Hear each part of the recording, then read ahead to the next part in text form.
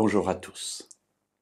Depuis 2 jours, nous considérons l'histoire, en tout cas une petite partie de l'histoire de ce prophète de Dieu, Jonas, à qui Dieu demande d'aller à Ninive, la capitale du royaume assyrien, afin de leur apporter un message de condamnation. Ninive sera détruite, c'est le message qui sera porté par Jonas un peu plus tard. Et au lieu d'obéir, Jonas affrète un bateau et s'en va à Tarsis, c'est-à-dire vers l'Espagne, exactement dans la direction opposée. Et hier, nous avons vu une première réponse possible à cette attitude de Jonas. Jonas qui ne veut pas que Ninive, que ces gens méchants, que ces ennemis d'Israël ne se convertissent, n'écoutent la parole et se tournant vers Dieu, trouve auprès de Dieu qui est un Dieu bon, et Jonas le sait, c'est son prophète, et bien qu'il ne trouve auprès de lui le pardon, et qu'ainsi ces gens méchants, ces ennemis d'Israël, ne soient pardonnés. Il y a une deuxième possibilité, une deuxième réponse possible à cette attitude étrange du prophète.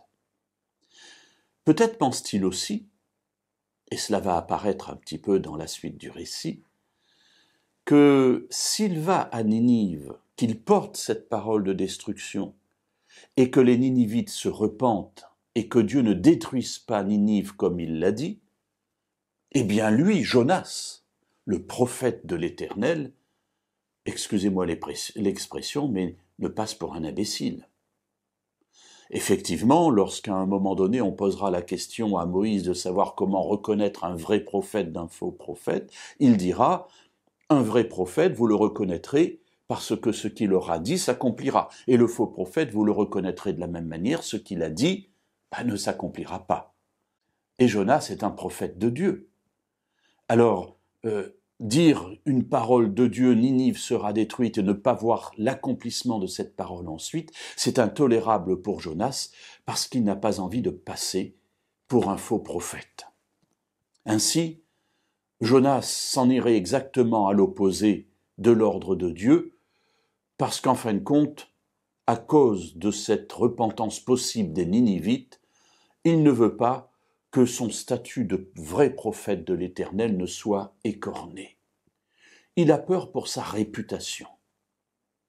Les amis, Jésus a eu une parole à ce sujet, non pas directement en rapport avec Jonas, mais disant « Si quelqu'un a honte de moi devant les hommes, eh bien j'aurai honte de lui devant le Père le jour du jugement. » Alors ce n'est peut-être pas avoir honte de lui, mais peut-être avoir trop d'estime pour soi.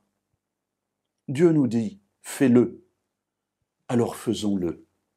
Qu'importent les conséquences, qu'importe le regard de ceux qui nous voient, de ceux qui nous entendent, qu'importe ce qu'ils pensent de nous. Ce qui est important dans tous les cas, c'est d'écouter ce que Dieu nous a dit et d'agir en conséquence. Pour le reste, Dieu pourvoira.